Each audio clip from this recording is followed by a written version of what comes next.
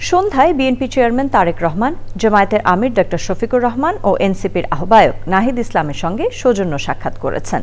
প্রথমে বসুন্ধরা আবাসিক এলাকায় ডক্টর শফিকুর রহমানের বাসভবনে যান তারেক রহমান। এরপর রাজধানীর হেয়ার রোডে নাহিদ ইসলামের সাথে আলোচনা হয়। জাতীয় নির্বাচনে জয়ের পর বিরোধী দলের নেতাদের সঙ্গে সাক্ষাৎ করে দেশের রাজনীতিতে এক ইতিবাচক সংস্কৃতি সৃষ্টি করলেন তারেক রহমান। রাহুল রায়ের রিপোর্ট।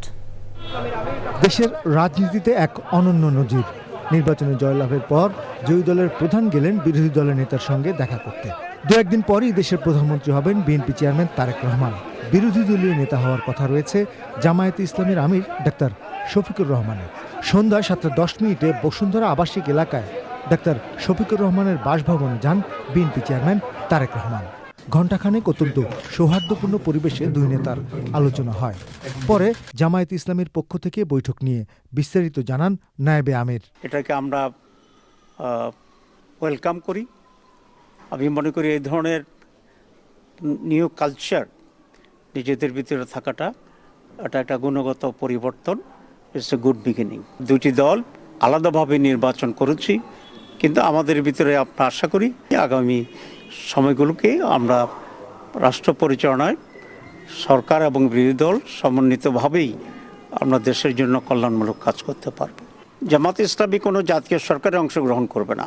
সেখান থেকে বিএনপি চেয়ারম্যান তারেক রহমান চলে যান 11 দলীয় জোটের অন্যতম শরিক এনসিপির আহ্বায়ক নাহিদ ইসলামের হেয়ার রোডের সরকারি বাসভবনে। সেখানেও সৌহার্দ্যপূর্ণ পরিবেশে আলোচনা হয় তাদের। পরে সাংবাদিকদের মুখোমুখি হন এনসিপির সদস্য সচিব আক্তার হোসেন। বিএনপির নেতৃত্বে গঠিত ভবিষ্যৎ সরকারে এনসিপি থাকবে কিনা এমন প্রশ্নের জবাব দেন তিনি।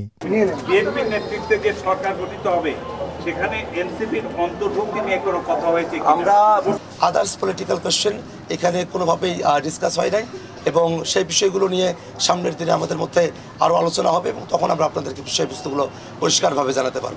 দুই নেতার বাসভবনেই বৈঠকে তারেক রহমানের সঙ্গে ছিলেন বিএনপি মহাসচিব মির্জা ফখরুল ইসলাম আলমগীর সহ দলের সিনিয়র নেতারা। রাহুল রায়, চ্যানেল আই, ঢাকা।